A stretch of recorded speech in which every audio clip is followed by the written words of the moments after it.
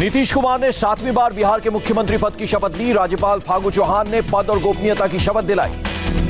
नीतीश सरकार में दो डिप्टी सीएम, बीजेपी के तारकिशोर प्रसाद और रेणु देवी बनाए गए डिप्टी सीएम। बिहार की पहली महिला डिप्टी सीएम बनी रेणु देवी। बीजेपी विधानमंडल दल की उपनेता भी है। जेडीयू कोटे से विजय कुमार चौधरी, विजेंद्र यादव, अशोक चौधरी, मेवालाल और शीला मंडल ने मंत्री पद की शपथ ली। जीतन राम मांझी के बेटे संतोष कुमार, सुमन और वीआईपी पार्टी प्रमुख मुकेश सहनी ने भी मंत्री पद की शपथ ली। बीजेपी नेता मंगल पांडे और अमरेंद्र प्रताप सिंह ने भी मंत्री पद की शपथ ली। बीजेपी कोटे से ही रामप्रीत पासवान, जीवेश मिश्र और राम सूरत राय ने भी मंत्री पद की शपथ ली। नीतीश कुमार समेत जेडीयू से 6, बीजेपी से 7, वीआईपी और हम से एक विधायक मंत्री बनाए गए। शपथ ग्रहण समारोह में केंद्रीय गृह मंत्री अमित शाह और बीजेपी अध्यक्ष जेपी नड्डा हुए शामिल। शपथ ग्रहण समारोह के बाद नीतीश कुमार ने मीडिया से बातचीत में कहा, सुशील कुमार मोदी को मिस करेंगे। नीतीश कुमार ने कहा, सुशील मोदी को उप मुख्यमंत्री न बनाना बीजेपी का फैसला, इसलिए सवाल बीजेपी से पूछा जाना चाहिए। नीतीश कुमार के सीएम बनने पर सुशील मोदी ने दी बधाई। कहा, आपके नेतृत्व में बिहार और आगे बढ़ेगा। उप मुख्यमंत्री पद से हटाए जाने की वजहों पर सुशील मोदी की चुप्पी बरकरार। सवालों पर चुप्पी साधे दिखे सुशील मोदी। वीआईपी प्रमुख मुकेश सहनी ने कहा, बिहार कल से बेहतर आज है और आज से बेहतर बिहार बनाने के लिए मिलकर करेंगे काम। मुकेश सहनी ने तेजस्वी यादव पर कसा तंज। कहा, विरासत में दौलत मिल सकती है, राजनीति के लिए जमीन पर उतरना पड़ेगा। पीएम मोदी ने ट्वीट कर नीतीश कुमार को दी बधाई। एनडीए परिवार बिहार के विकास के लिए मिलकर काम करेगा, कहा। पीएम मोदी ने नीतीश कुमार को दिया भरोसा। कहा, बिहार के विकास के लिए केंद्र हमेशा मदद करेगा। बीजेपी अध्यक्ष जेपी नड्डा ने नीतीश कुमार को बधाई दी। कहा, पीएम मोदी के मार्गदर्शन में बिहार विकास करेगा। तेजस्वी यादव का ट्वीट, आदरणीय श्री नीतीश कुमार जी को मुख्यमंत्री मनोनीत होने पर शुभकामनाएं। तेजस्वी यादव ने कहा, आशा करता हूं कि कुर्सी की महत्वाकांक्षा की बजाय वो बिहार की जनाकांक्षाओं को प्राथमिकता बनाएंगे। तेज प्रताप यादव ने नीतीश को बधाई दी। कहा, उम्मीद करता हूं कि इस बार चूहे दारू के नशे में कोई बांध नहीं तोड़ पाएंगे। एजेपी चीफ चिराग पासवान ने भी नीतीश कुमार को बधाई दी। बोले, आशा करता हूं सरकार अपना कार्यकाल पूरा करेगी। ओडिशा के सीएम नवीन पटनायक ने भी नीतीश कुमार को सीएम बनने पर दी बधाई। शपथ ग्रहण के बाद बिहार बीजेपी प्रभारी देवेंद्र फडणवीस ने कहा, नई सरकार 5 साल के कार्यकाल को पूरा करेगी। देवेंद्र फडणवीस का बयान, सुशील मोदी पार्टी बीजेपी की पूंजी, नई जिम्मेदारी देने पर विचार करेगी पार्टी। ज्योतिरादित्य सिंधिया ने भी नीतीश कुमार को बधाई दी। कहा, आपके और पीएम के नेतृत्व में बिहार विकास के नए आयाम गढ़ेगा। बिहार के डिप्टी सीएम तारकिशोर प्रसाद ने जल्द कैबिनेट विस्तार के दिए संकेत। कहा, छठ पूजा के बाद हो सकता है विस्तार। डॉक्टर रामप्रीत पासवान ने कहा, चिराग पासवान को अपना भविष्य सोचना है। पहली बार मंत्री बने राम सूरत राय ने कहा, मजबूती से बिहार की सरकार चलेगी, विकास के काम में तेजी आएगी। दोबारा मंत्री बने मंगल पांडे ने कहा, पीएम मोदी और सीएम नीतीश कुमार के नेतृत्व में आत्मनिर्भर बिहार बनेगा। महिला वोटरों का साथ मिलने पर डिप्टी सीएम रेणु देवी ने कहा, एनडीए ने महिलाओं के उत्थान के लिए काम किया। नीतीश के सीएम बनने पर उनके पैतृक गांव में जश्न, लोगों ने एक दूसरे को गुलाल लगाकर दी बधाई। डिप्टी सीएम रेणु देवी के ननिहाल में भी जश्न का माहौल, लोगों ने गुलाल लगाकर और मिठाइयां बांटकर खुशी का इजहार किया। नीतीश कुमार के सीएम बनने पर आरजेडी नेता जगदानंद सिंह ने बोला हमला। कहा, यह जनता की चुनी सरकार नहीं, अवैध सरकार है। जगदानंद सिंह ने नीतीश पर कसा तंज। बोले, बीजेपी की कठपुतली बनकर रहेंगे नीतीश कुमार। छत्तीसगढ़ के सीएम भूपेश बघेल का एनडीए पर तंज। पूछा, सुशील मोदी को हटाकर 2 जूनियरों को डिप्टी सीएम क्यों बनाया बीजेपी ने। बघेल ने कहा, ज्यादा दिन नहीं चलेगी सरकार। बोले, जब बिहार गया था तो यही चर्चा थी कि बंगाल चुनाव तक टिकेगी ये सरकार। नीतीश कैबिनेट की पहली बैठक मंगलवार को होगी। सुबह 11:30 बजे होगी बैठक। सूत्रों के मुताबिक 23 नवंबर से शुरू हो सकता है बिहार विधानसभा का सत्र। कैबिनेट की पहली बैठक में होगा फैसला। संबित पात्रा का कांग्रेस पर हमला। कहा, बिहार के लोगों ने राहुल सोनिया को कहा, चुप कर देश के विरोध में ना बोल। संबित पात्रा ने कहा, राहुल गांधी जिसे छूते हैं वो खत्म हो जाता है। साइकिल पर बैठे तो उसका बुरा हाल हो गया। लालटेन के पास अब बैठे, लालटेन बुझ गई। बिहार चुनाव में कांग्रेस की हार पर बोले कार्तिक चिदम्बरम। कहा, कांग्रेस के लिए आत्मविश्लेषण और विचार विमर्श करने का वक्त। आरजेडी नेता शिवानंद तिवारी के बयान पर कांग्रेस एमएलसी प्रेमचंद मिश्रा का पलटवार। कहा, शिवानंद तिवारी आरजेडी के ऑफिशियल प्रवक्ता नहीं। कोरोना के चलते संसद का शीतकालीन सत्र नहीं होगा, सीधे अगले साल बजट सत्र होगा।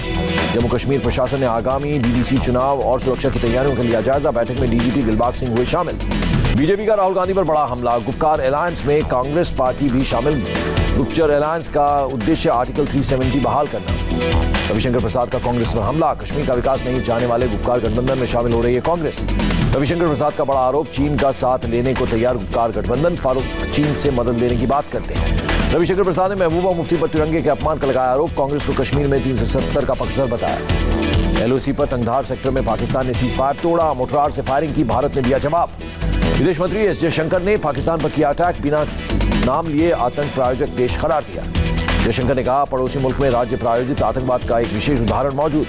17 नवंबर से मालाबार सैन्य अभ्यास का दूसरा फेज। भारत, ऑस्ट्रेलिया, अमेरिका और जापान की नौसेना ले रही है हिस्सा। पीएम मोदी ने राजस्थान के पाली में स्टैच्यू ऑफ पीस का किया अनावरण। जैनाचार्य श्री विजय वल्लभ सुरीश्वर की 151वीं जयंती में वीडियो कॉन्फ्रेंस में शामिल हुए। पीएम मोदी ने कहा, राजनीति में सरदार वल्लभ भाई पटेल और आध्यात्म में विजय वल्लभ के संदेशों को जन जन तक पहुंचाना है। पीएम मोदी ने कहा, भारत ने हमेशा दुनिया को मानवता, शांति, अहिंसा और बंधुत्व की राह दिखाई। पीएम मोदी की जनता से अपील, कहा स्थानीय अर्थव्यवस्था का करें समर्थन। 15वें वित्त आयोग ने पीएम मोदी को सौंपी रिपोर्ट। 4 नवंबर को आयोग ने राष्ट्रपति को सौंपी थी रिपोर्ट।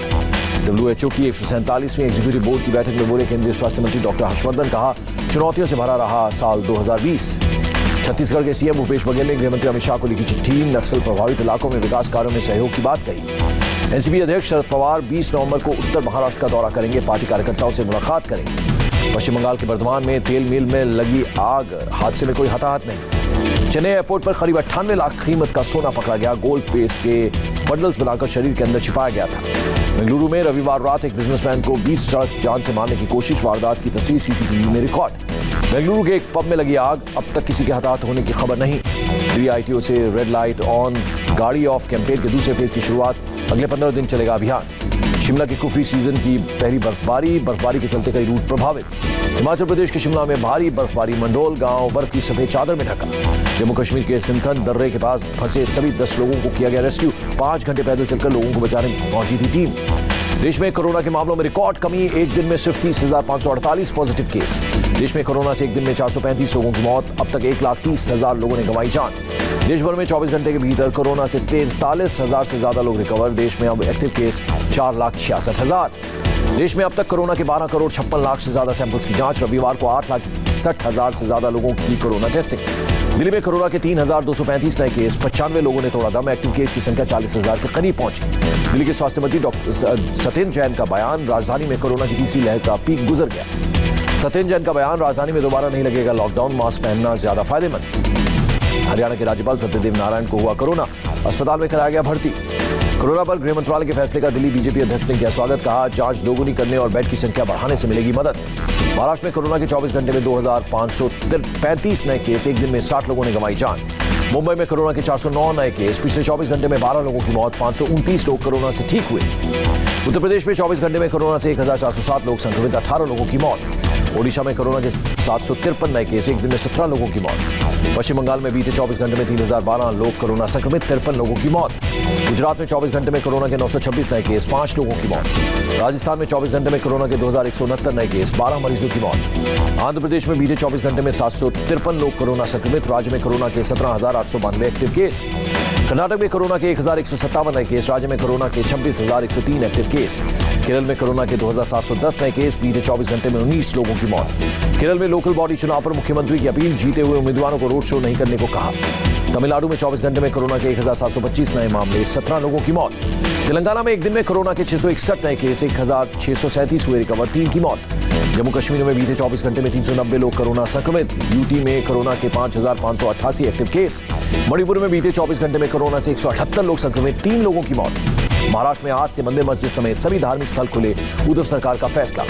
महाराष्ट्र के धार्मिक स्थलों में कोरोना के प्रोटोकॉल का पालन, श्रद्धालुओं को मास्क पहनना होगा, टेम्परेचर भी चेक होगा। मुंबई में 8 महीने बाद सिद्धिविनायक मंदिर के खुले द्वार, भक्तों को SOP का पालन करना अनिवार्य। शिरडी में साईं बाबा मंदिर भी खुला, दर्शनों के लिए भक्तों को ऑनलाइन बुकिंग करानी होगी। गुजरात के सीएम विजय रूपाणी ने पंचदेव मंदिर में दर्शन कर की नव वर्ष की शुरुआत, कहा कोरोना वायरस को जल्द हराएंगे। झारखंड सरकार ने छठ पर्व को लेकर जारी की गाइडलाइन, सार्वजनिक जगहों पर नहीं हो सकेगी पूजा। और ओडिशा में घाटों पर सामूहिक रूप से छठ पूजा पर रोक, कोरोना संक्रमण की वजह से फैसला। और क्या